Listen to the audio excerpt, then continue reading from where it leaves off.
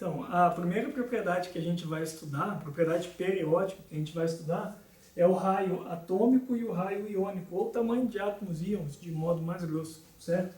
Nós vamos tentar verificar como que a partir daquelas discussões que a gente teve no vídeo anterior, a gente pode chegar na conclusão da variação dessa grandeza do tamanho dos átomos na tabela periódica, certo? E depois a gente tenta extrapolar isso para os íons em si. Para fazer isso, vamos pegar uns exemplos, pegar átomos que estão um ao lado do outro, nitrogênio, oxigênio e flúor. Número atômico 7, o nitrogênio, número atômico 8, o oxigênio, número atômico 9, o flúor, certo? Bom, se eu estou falando que eles estão no mesmo período da tabela periódica, ou seja, na mesma linha, significa, pela aquela definição, não definição, mas aquilo que foi dito antes, que eles possuem o mesmo número de camadas, certo? Nesse caso aqui são duas camadas, e o que tem de diferente entre eles é o número de elétrons nessa camada de valência. O nitrogênio vai ter 5 elétrons na camada de valência, o oxigênio 6 e o flúor 7, certo? Mas todos eles com o mesmo número de camadas, duas camadas em si. Vamos calcular qual que é a carga nuclear sentida pelos elétrons dessa camada de valência. No caso do nitrogênio, como é que seria? 7, que é o número de cargas no núcleo, cargas positivas no núcleo, que é o número atômico dele, menos o número de cargas que está entre a camada de valência e o núcleo. No caso aqui, apenas 2 elétrons, certo? Que seria a configuração eletrônica do hélio, é o CERN aqui. Então, carga nuclear efetiva de mais 5 no caso do nitrogênio. No caso do oxigênio, então, de forma similar, vão ser não 7, 8 cargas positivas, mas o CERN é o mesmo 2, então mais 6. E no caso do flúor, portanto, a carga nuclear efetiva, já que ela vai mudando de uma unidade a cada próton que eu coloco no núcleo, ou seja, cada número atômico vai aumentando aqui, 9 menos 2, mais 7, certo? Então significa que os elétrons da camada de valência, que tem duas camadas apenas, né?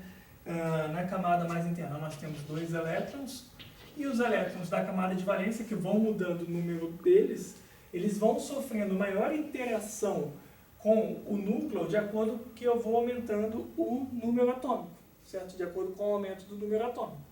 Portanto, quanto maior o número atômico, maior vai ser a atração da camada de valência com o núcleo em si, certo? Mesmo tendo mais elétrons nessa camada de valência, a gente está desconsiderando a interação entre eles no nosso modelo, e mesmo assim a gente consegue chegar num resultado legal.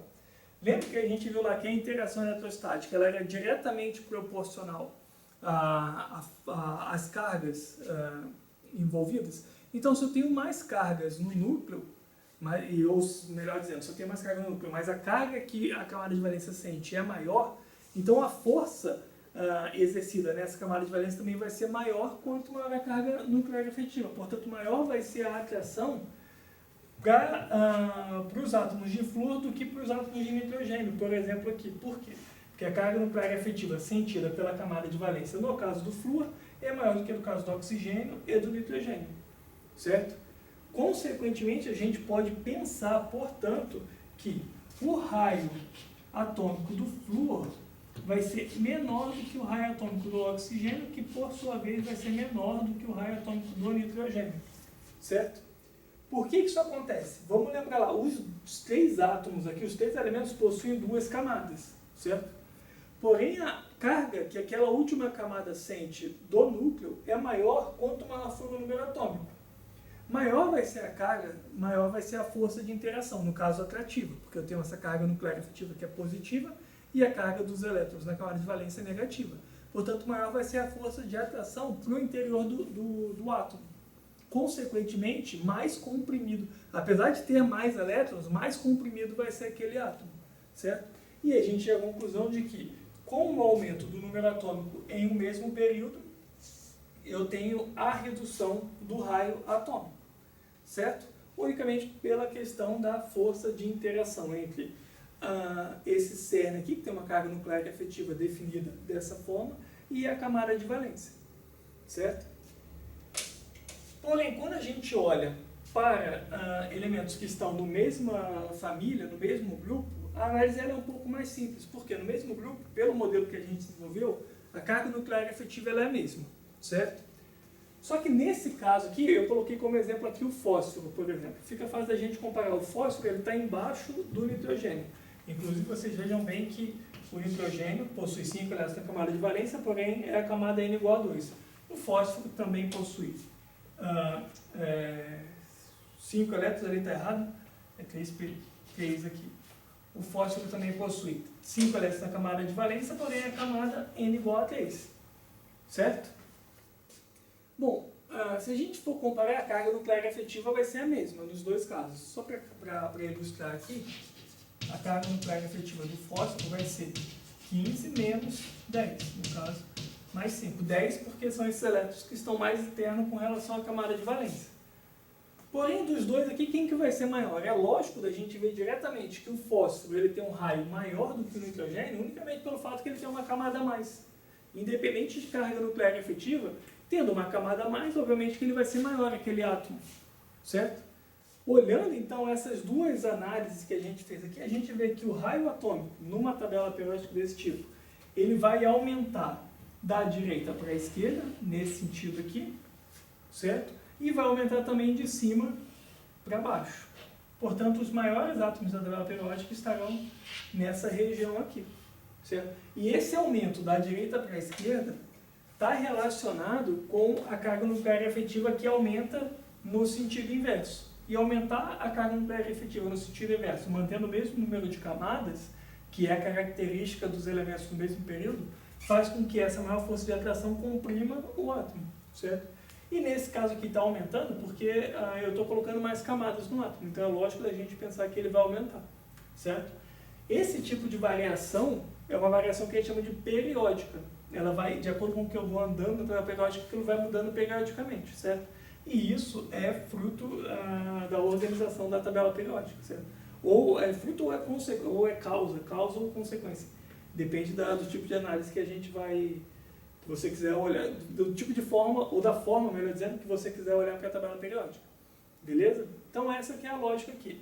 Então, para englobar tudo, o raio atômico ele vai decrescer ou vai diminuir da esquerda para a direita, ele diminui com o aumento do número atômico em uma mesma família, e ele aumenta com o aumento do número atômico, ele diminui com o aumento do número atômico em um mesmo período, certo? Diminui com o aumento do número atômico no mesmo período, e aumenta com o número atômico numa mesma família, certo? Então, se a gente for escrever, colocar aqui uma forma esquemática para mostrar isso, então, o raio atômico,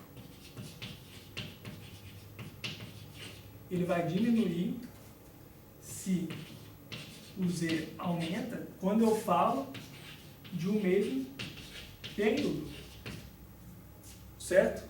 Porque nesse caso, se estou no mesmo período, mesmo número de camadas, se Z aumenta, aumenta a carga nuclear efetiva, aumenta a atração com a camada de valência. E o raio atômico aumenta se V aumenta, isso aqui nesse caso na mesma família. E aí é lógico da gente pensar, porque se eu estou na mesma família, a carga nuclear efetiva é a mesma, pelo nosso modelo, porém eu estou colocando camadas a mais. E aí é lógico da gente pensar que a gente vai ter esse tipo de comportamento quando a gente está falando dessa propriedade periódica raio atômico, certo? Agora vamos utilizar essa mesma ideia para analisar o raio de íons, que pode ser feito de forma muito similar, certo? A gente consegue, inclusive, intuitivamente, chegar em algumas conclusões. Se eu lembrar lá, cátions são espécies que perderam elétrons, certo? Porque para formar carga positiva, o número de prótons tem que ser maior do que o de elétrons, portanto ele perde elétrons para gerar um cátion. Se ele está perdendo elétron, e os cátions a gente vai ver logo que ele perde elétrons até terminar com os elétrons de uma determinada camada, ao perder elétrons, então, vai diminuir o número de camadas, consequentemente, os cátions eles serão menor do que os átomos neutros, certo? Do mesmo elemento, obviamente. Portanto, se eu tenho um cátion, por exemplo, o cátion Na+, que a gente vai falar dele daqui a pouco, ele é menor do que o sódio neutro, o Na0, com 11 elétrons lá, certo? E isso é porque diminui o número de camadas na formação dos cátions, e a gente vai ver, inclusive, por que o sódio forma mais e o magnésio forma 2 mais. No próximo vídeo o assunto é exatamente esse. Por outro lado, o ânion O ânion, quando entra elétrons, ele não vai entrar numa camada nova, vai entrar numa camada que já tem elétrons. Porém, aquela repulsão que a gente desconsiderou naquelas análises anteriores, ela tem que ser levada em consideração aqui, porque a gente está colocando elétrons sem mudar a carga nuclear efetiva. E é diferente, só para não ter confusão, é diferente quando eu vou, por exemplo, do oxigênio para o flúor. Eu estou colocando elétrons lá na camada de valência, certo? Só que nesse caso, eu estou aumentando a carga nuclear efetiva porque eu estou colocando prótons também no núcleo, certo? Nesse caso, na formação de um ânion, não. Eu pego o átomo de flúor, por exemplo, neutro, e coloco um elétron a mais lá. Formo esse cara aqui. Certo? Não estou aumentando a carga nuclear efetiva na camada de valência, mas estou colocando mais uma carga negativa lá. E aí, nesse caso, se a gente for considerar a repulsão elétron-elétron, a gente vai chegar à conclusão de que os ânions são maiores do que os átomos neutros. Certo? Só que aqui, a magnitude da redução do nêutron para o cátion é bem maior do que do aumento do raio quando eu comparo o ânion com os átomos nêutron. Porque aqui eu estou mudando o número de camadas, aqui não. Certo? Então, a mudança em número quantitativa do raio do átomo neutro com relação ao seu cátion, essa redução ela é bem maior do que quando eu comparo o átomo neutro com um possível ânion formado. Certo? O que é interessante para a gente analisar com relação ao raio iônico é quando nós temos o que nós chamamos de uma série isoeletrônica. Esse prefixo iso ele tem o sentido de igualdade, certo? Então, as séries isoeletrônicas são espécies iônicas que possuem o mesmo número de elétrons. Como é que vai variar o raio dessas espécies que têm a mesma distribuição eletrônica? Vamos ver esses casos aqui. Ó. Essas 4 espécies iônicas aqui, o oxigênio 2-, flúor menos, Na+, Mg2+, todos eles têm o mesmo número de elétrons, certo? Carga negativa significa ganhar elétrons. Se eu tenho uma carga 2- no íon, significa que ele ganhou 2 elétrons, portanto, com relação a ele neutro.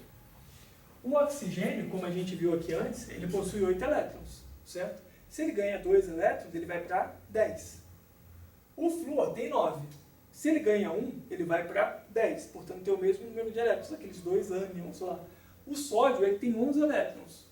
Uma carga positiva significa que ele perdeu 1 elétron, portanto ele também vai ter 10. O magnésio tem 12, perdeu 2, também vai ter 10.